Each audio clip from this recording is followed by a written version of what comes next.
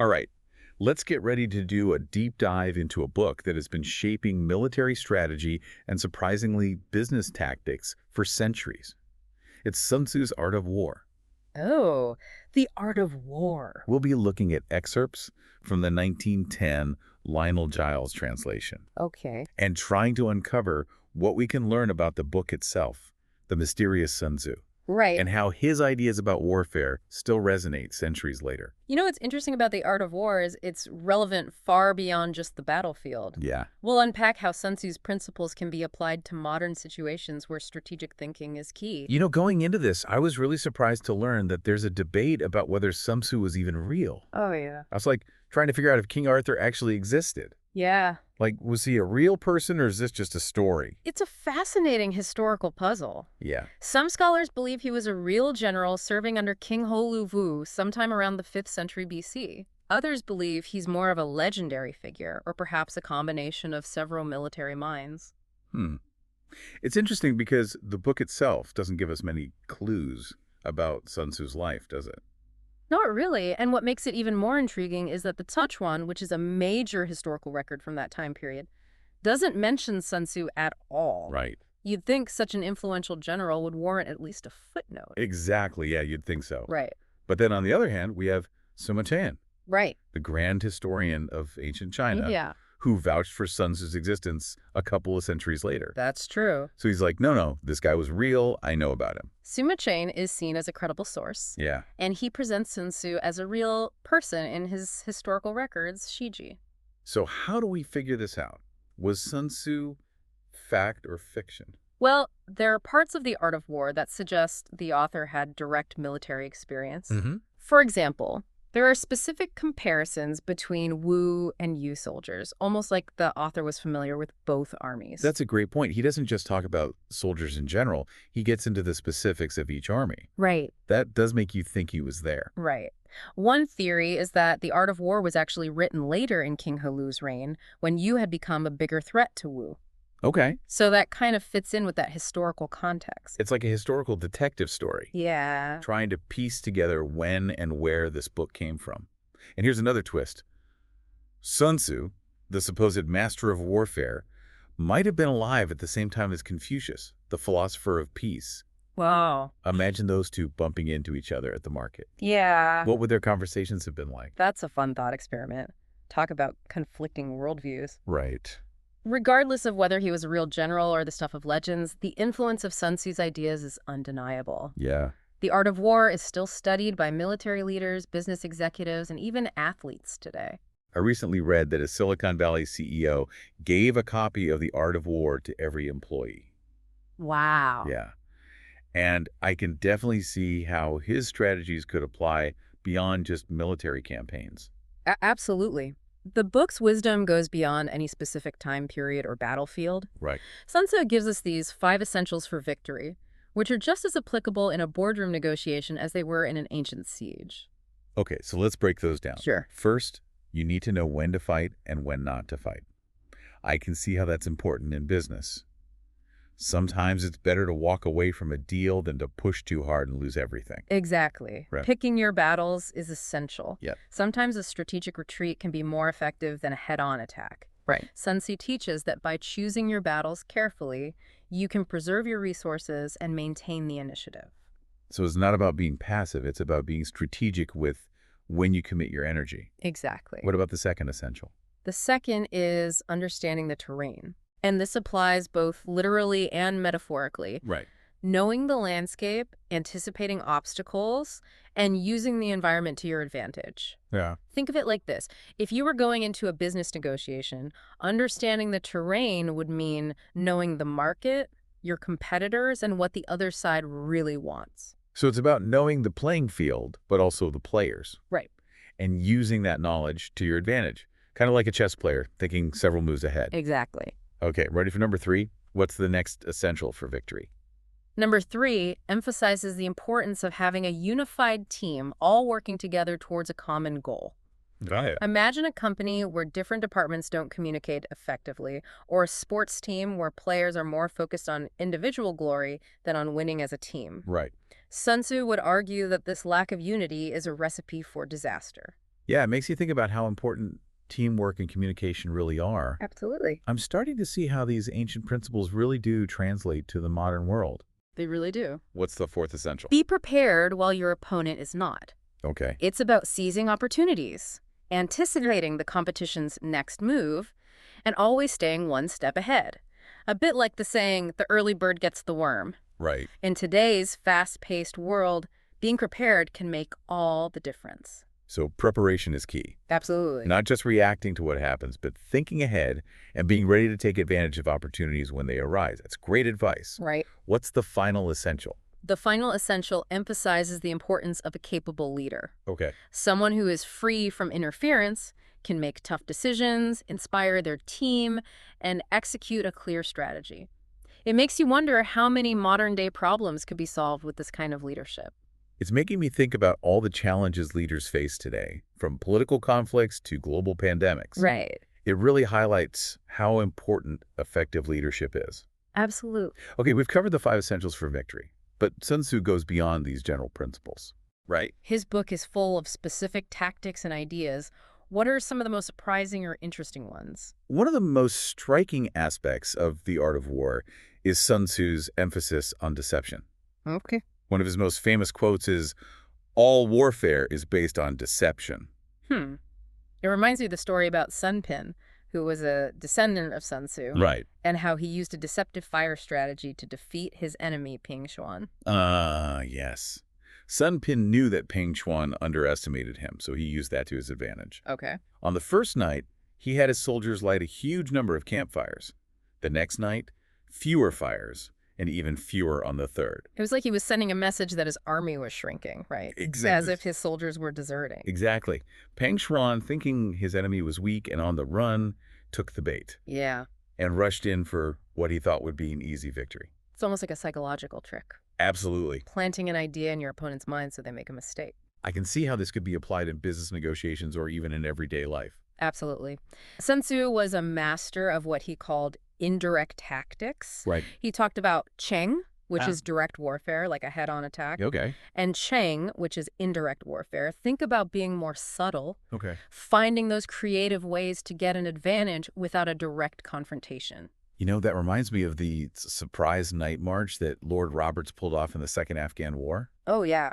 He completely outmaneuvered the enemy by attacking when and where they least expected it. Yeah. It's fascinating to see how these ancient ideas can still be relevant in modern military history. Exactly. It's Wow. about being unpredictable, adapting to the circumstances, and always keeping your opponent off balance. Right. Sun Tzu uses the analogy of the Shuaijian snake. Shuaijian, a mythical creature that attacks from multiple angles, making it incredibly difficult to defend against. Okay. So it's coming at you from all different sides. Like, how do you even, defend against that? It's like the saying, be like water. Exactly. Fluid, adaptable, always finding a way. Right. That's a concept that could apply to so many aspects of life. Absolutely. Right. And, a big part of being adaptable is knowing when to exploit an opponent's weaknesses and when to avoid their strengths. Right. Sun Tzu compares this to water as well. It flows around obstacles, finding the path of least resistance, always seeking the weakest point. That's a powerful image.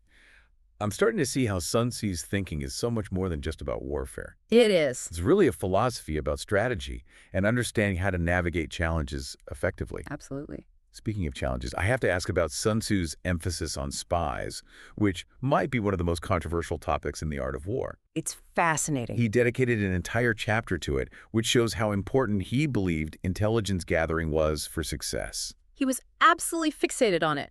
Sun Tzu outlines 5 different types of spies: local, inward, converted, doomed, and surviving. Doomed spies. Doomed spies. That sounds ominous. They are. Can you tell me more about those? Doomed spies are sent into enemy territory with false information. Okay. They're essentially sacrifices, Wow. knowing they'll likely be caught and executed. However, the enemy believing the false intel ends up making bad decisions that ultimately benefit the spy's side. That's pretty intense. Right. It makes you think about the ethical boundaries even in ancient warfare. Right. What about the other types of spies? Can you give me a quick rundown of their roles? Of course. Local spies are recruited from the enemy's population, Okay. people familiar with the area and customs. Okay. An inward spy is someone planted within the enemy's ranks. Right. Maybe a disgruntled official or someone who's been bribed. I can see how those two types will be valuable for gathering information. Absolutely. What about converted spies? A converted spy is an enemy spy who has been captured, but instead of punishment is turned to your side. Okay. You offer them rewards and use their knowledge against their former masters. It's like creating a double agent. Right. I bet those guys needed to be incredibly persuasive to maintain trust on both sides. Oh, absolutely. The stakes were incredibly high. Yeah. That must have been a dangerous game to play. Absolutely. And finally, the surviving spies. Surviving spies are your classic undercover agents. They infiltrate enemy lines, gather information, and if they're lucky, make it back alive to report their findings. Okay. They're the eyes and ears of the army. Absolutely. Sun Tzu really stressed the importance of treating your spies well, didn't he? Absolutely. Like they were invaluable assets. He absolutely did. He emphasized rewarding spies generously, Okay. and most importantly, maintaining secrecy. Right. He understood that the success of an intelligence operation depended on the trust and loyalty of your spies. Remember the story of Pan Chao and his campaign against Yarkand? Refresh my memory. Okay. I'm eager to hear how this connects to what we've been discussing. Pan Chao was a general tasked with taking down Yarkand, Okay. but he was outnumbered. So he devised a cunning strategy involving doomed spies. I'm intrigued. Tell me more. Pan Chao pretended to be retreating. He went as far as releasing some prisoners, allowing them to return to Yarkand and spread the news of his supposed weakness. Okay. These released prisoners became his doomed spies. So he used them to plant false information, making the enemy think they had the upper hand. Exactly. Oh, wow. Yarkand, believing they had Pan Chao on the ropes, relaxed their defenses. Yeah. Pan Chao then launched a surprise attack, catching them completely off guard. It's a classic example of using deception to manipulate your opponent's perception of reality. It is. It all comes down to those guys risking their lives to gain a strategic advantage. It makes me think about how much emphasis Sun Tzu placed on spies and information, Yeah. and how incredibly relevant that is today, especially in the age of cyber warfare and data breaches. That's a great observation. We live in a world where information is power. The parallels between Sun Tzu's ancient strategies and modern information warfare are fascinating. It makes you wonder how Sun Tzu would view the digital battlefield of today. That's an excellent point. We'll dive deeper into that and explore how Sun Tzu's ideas about intelligence gathering have evolved in the digital age when we return for the second part of our deep dive. Looking forward to it. You know, one of the things that really struck me about Sun Tzu was his almost philosophical approach to warfare. I agree. It goes so much deeper than brute force. Right. It feels like he's trying to show us how to achieve victory with the least effort possible. Yeah, Kind of like a martial arts master using their opponent's energy against them. exactly. That's where his concept of weak points and strong comes in. Sun Tzu isn't just saying we should find our opponent's weak points. Right. He's also teaching us to understand our own strengths and use them effectively. So it's a two-sided coin. We need to be aware of both our own strengths and our opponent's weaknesses. I can see how this could apply to any kind of competition. Precisely. Sun Tzu actually says numerical weakness comes from having to prepare against possible attacks. Numerical strength from compelling our adversary to make these preparations against us. Hmm. It's pretty deep. So having the bigger army or more resources isn't always the most important thing. Right. It's about strategy Mm. and using what you do have in a way Mhm. that forces your opponent to react, Yeah, to spread themselves thin, trying to defend against you. exactly. Think about a business negotiation.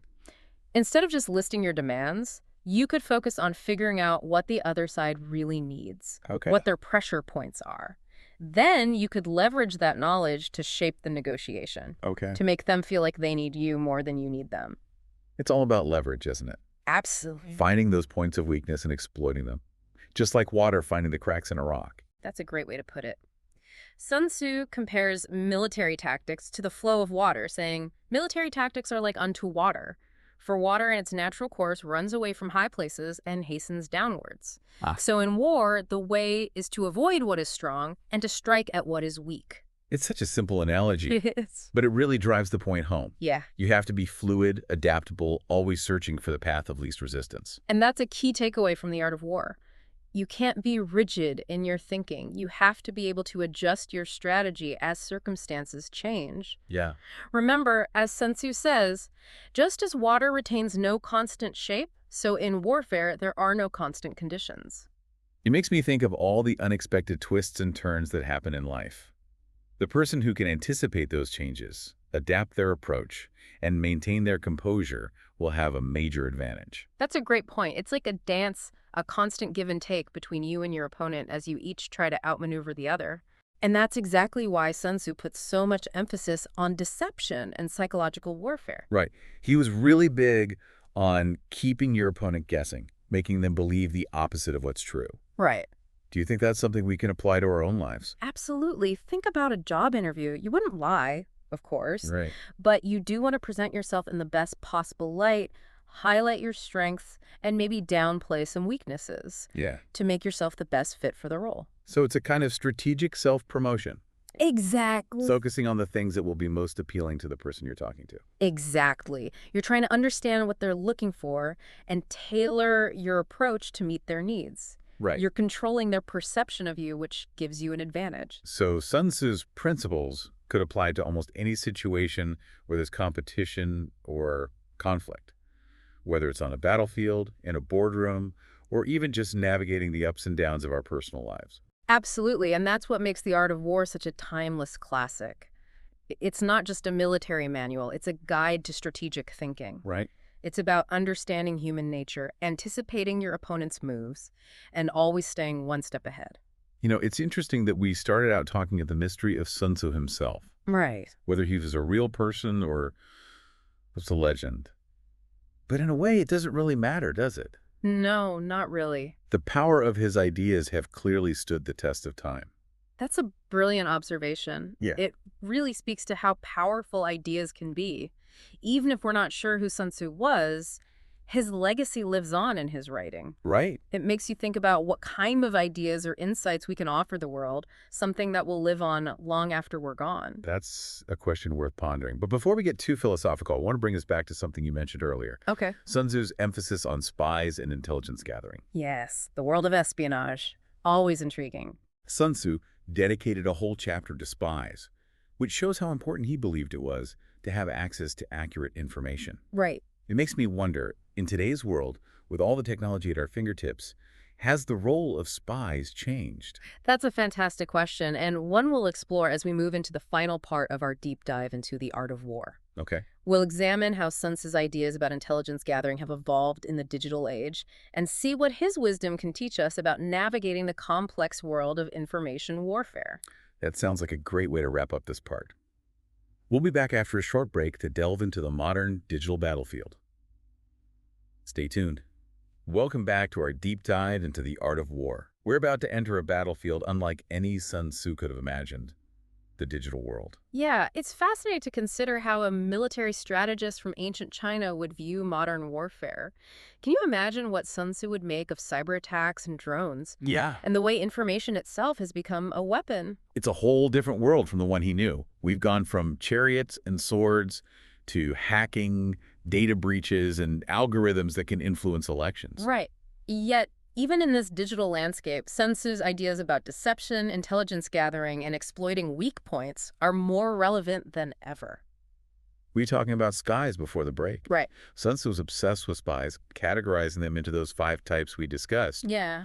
Would those same types of spies still be relevant in a digital war? In some ways, gathering intel is easier than ever. Yeah. We have satellites, surveillance drones, and hacking tools that can penetrate even the most secure networks. It's like having invisible eyes and ears everywhere. Right. But the digital world also creates new challenges for espionage. Oh. One of the biggest is information overload. Yeah. Separating real intelligence from misinformation can feel like trying to find a needle in a haystack. I can see how that would be a problem. It's not just about getting information. It's about knowing what information is trustworthy. Yeah. What other challenges do you think a modern-day spy would face? Another issue is attribution. In the physical world, if you catch a spy, it's usually clear who sent them. Right. But in cyberspace, tracing an attack back to its source can be incredibly difficult. So you can have a cyber attack that's launched from a server in one country, routed through another country, and then targets a third country. Exactly. It becomes almost impossible to determine who's really behind it. Exactly. And that makes responding effectively very difficult. Right. How do you retaliate if you don't know who attacked you? Yeah. This is something Sun Tzu wouldn't have had to deal with, this level of anonymity and plausible deniability that's built into the digital world. It's like the fog of war that Sun Tzu talks about, but amplified 1,000 times over. Right. There's so much uncertainty and confusion in the digital world that it's hard to know what's real and what's not. Yeah. If Sun Tzu were strategizing in this new digital battlefield, I think he would put a huge emphasis on cybersecurity. Protecting your own networks and data is absolutely essential in this environment. It makes sense. A data breach can be just as damaging as a military defeat. It can cripple companies, governments, even whole economies. Absolutely. But what about offense? How do you think Sun Tzu would approach attacking in the digital world? Well, he was all about indirect tactics. So I imagine he'd be looking for creative ways to exploit weaknesses in the enemy's systems. Right. Maybe spreading disinformation to create chaos and confusion. All right. And definitely using deception to mask his true intentions. I think you're right on target. It's like psychological warfare, but on a digital scale. Yeah. He always stressed the importance of knowing your enemy. In the digital world, that means understanding their digital footprint, their vulnerabilities, their online behavior. So spies are still relevant, but maybe not the kind we typically picture sneaking around in trench coats. Exactly. Your spies in the digital age might be data analysts, hackers, or even social media experts. Yeah. People who can navigate the vast sea of information and find those critical pieces of intelligence. It's not just about having access to data. It's about being able to make sense of it and find the signals that really matter. Right. Sun Tzu would have loved the power of algorithms. Hmm? Can you imagine being able to analyze huge amounts of data to predict your opponent's moves? Yeah. Or even manipulate their decisions? It's like having a crystal ball, but one that runs on data. Right. It's an incredible amount of power. And that brings up a crucial point, the ethical implications of all this. Just because you can do something doesn't mean you should.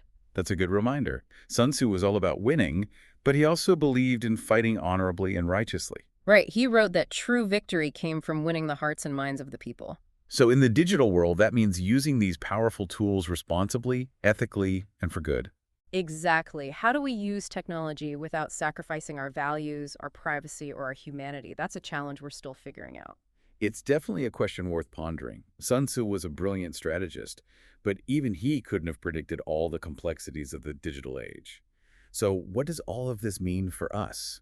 Most of us will never set foot on a physical battlefield, so how can we apply the lessons of the art of war to our own lives? Well, I think Sun Tzu was really teaching us about the importance of strategic thinking. It doesn't matter what challenges you're facing, a job negotiation, starting a business, or even just a difficult conversation. Sun Tzu's principles can help you approach these situations with clarity and purpose.